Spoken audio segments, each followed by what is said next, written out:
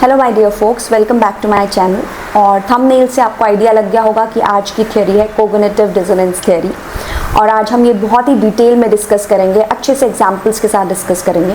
Before starting the topic I just want to tell you, जो भी इस channel में नए हैं, इस चैनल के बारे में मैं बताना चाहूँगी that I have a dream कि मैं एक मास कम्युनिकेशन लाइब्रेरी बना पाऊँ, वीडियो लाइब्रेरी, जहाँ पे मास कॉम से रिलेटेड जो भी टॉपिक है, वेदर इट्स फिल्म से रिलेटेड, कम्युनिकेशन से रिलेटेड, मीडिया स्टडीज से रिलेटेड जो भी टॉपिक हैं वो आपको इस चैनल में मिल सके।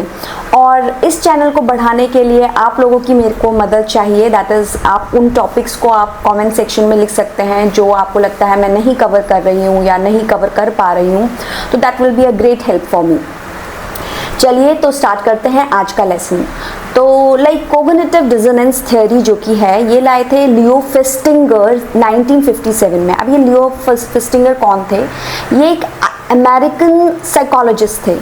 वेल, साइकोलॉजिस्ट हैज़ हम समझते हैं, वो साइकोलॉजी समझते हैं, ह्यूमन का जो दिमाग है, ह्यूमन की जो साइकोलॉजी है उसको समझने की कोशिश करते हैं।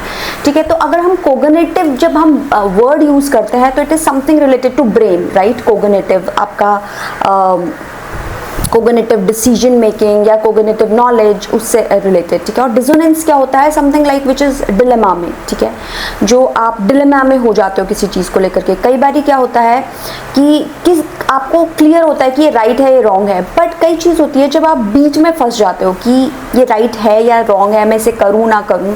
लाइक फॉर एग्जाम्पल, अगर आपने कभी फर्स्ट टाइम स्मोकिंग करने की कोशिश करी है या अल्कोहल लेने की कोशिश करी है, तो आप हमेशा स्टक होते हैं मे बी अपने प्रिंसिपल्स को लेकर के, अपने बिलीव्स को लेकर के, क्योंकि मे बी आपके घर में अलाउड नहीं है एंड आपको पता है इससे बहुत सारे हेल्थ रिस्क हो सकते हैं। तो आप हमेशा डिसीजन मेकिंग में क्या करते हैं, उसमें आप कंफ्यूज रहते हैं कि क्या मुझे ये स्मोकिंग करनी चाहिए या नहीं करनी चाहिए, क्या मुझे ये अल्कोहल लेनी चाहिए या नहीं लेनी चाहिए। लेकिन आप डिसीजन किस तरीके से बनाते हैं? या तो आप बिल्कुल डिनाई कर देते हैं कि नहीं, मैं स्मोक कंज्यूम नहीं करूँ, मैं स्मोकिंग नहीं करूँगी।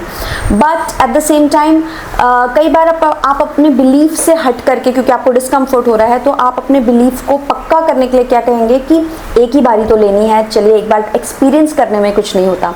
या फिर अगर आपको आदत भी लग जाती है तो आप उसके लिए क्या करेंगे, आपको पता है क्योंकि वो हेल्थ के लिए सही नहीं है, तो आप उससे ऑपोजिट मे बी कुछ ऐसी चीज़ें क्लेम करेंगे कि सब लोग तो पीते हैं, अगर किसी को मरना ही होगा तो वो एक्सीडेंट से भी मर सकता है, वो ऐसे भी मर सकता है, वैसे भी मर सकता है, स्मोकिंग इज़ नॉट की, स्मोकिंग से ही मर सकता है, राइट? तो हम अपने आप को एक तरीके से शांत बना देते हैं किसी चीज़ को लेकर के। तो ये एक स्टेजेस होती है इंसान के दिमाग की।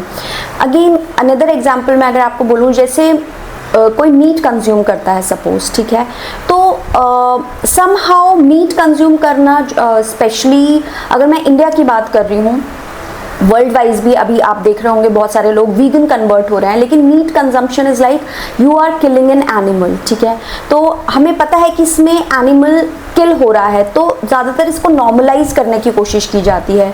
हमारे मन में डिसोनेंस हो सकती है कि whether shall I eat it, but at the same time आप अपने मन को कहेंगे इट्स टेस्टी, या फिर आप ऐसी रिसर्च निकालेंगे कि it is healthier then vegetarian food, है ना। आप उस चीज़ को अपने आप को सांत्वना देने के लिए कि आपको गिल्ट ना हो उस चीज़ का, आप इस डिसोनेंस में रहते हैं। ठीक है, तो आप क्या करेंगे, बहुत सारे रिसर्च पेपर्स निकालेंगे and you will start reading about it, and आप दूसरों को बोलने लगेंगे जो मे बी वीगन या वेजिटेरियन है कि see being vegan and vegetarian you might be malnourished और you can have some diseases. लेकिन आपको प्रोटीन का, आप बहुत सारी चीज़ें हम क्लेम करने लग जाते हैं, प्रोटीन इनटेक ज़रूरी है या जो भी है। ठीक है, but at the same time there might be guilt inside कि after all there is an animal has been killed and creature has been killed for our food। लेकिन हम वो सब चीज़ें इग्नोर करके हम क्या किस चीज़ पे बिलीव करते हैं? फैक्ट्स पे बिलीव करते हैं। हम फैक्ट्स बिलीव नहीं, बट हम फैक्ट्स खोजने लगते हैं सो दैट हम अपने आप को एक सेटिस्फेक्शन दे सकें कि कोई बात नहीं, if I am eating it, it's good for my health, that's why I am eating it, right?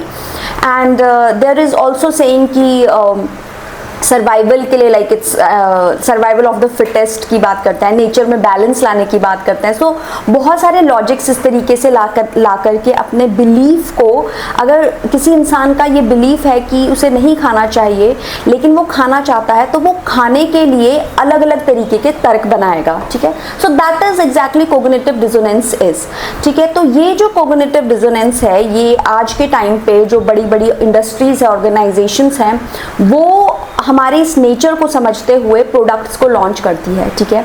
तो if they are launching this product, तो वो उसके साथ बहुत सारे ऐसे फैक्ट्स या फिगर्स भी लाती हैं, सो दैट आप डिसीजन लेने से पहले डरे नहीं, है ना।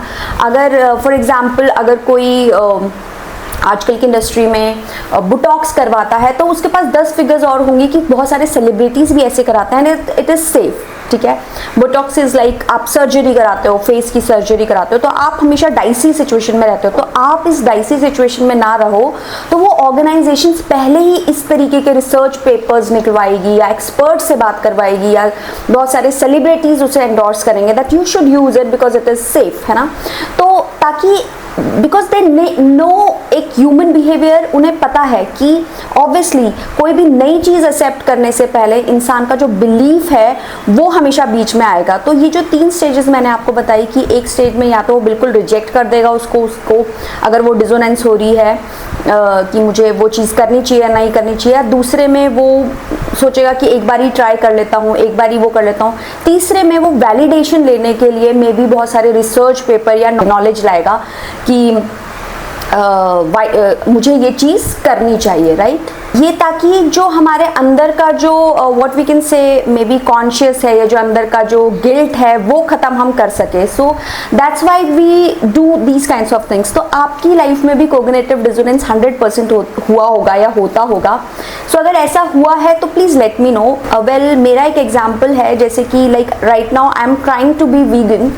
सो मुझे हमेशा because since childhood we have been drinking milk या फिर हम milk animal based products use करते ही हैं, बट जब भी whenever I see tea, तो मैं हमेशा अपने आप को एक डिसोनेंस स्टेट में पाती हूँ कि घर पे अभी दूध आया तो पी लेती हूँ, कोई बात नहीं, है ना, फिर इसके बाद नहीं पीऊँगी। Means this kinds of dissonance happens with us, but अगर आप अपने बिलीफ को स्ट्रॉन्ग रखते हो और आप सही से डिसीजन ले पाते हो तो आप इस डिसोनेंस में नहीं रहते हो। इसलिए क्लैरिटी ऑफ माइंड, आपको सॉर्टेड रहना बहुत ज़रूरी होता है, and then you can have इसमें डिसीजन मेकिंग पावर, क्योंकि बहुत ढीली हो जाती है, तो हम अपना डिसीजन मेकिंग पावर कैसे बना सकते हैं on the base of knowledge and facts, ठीक है।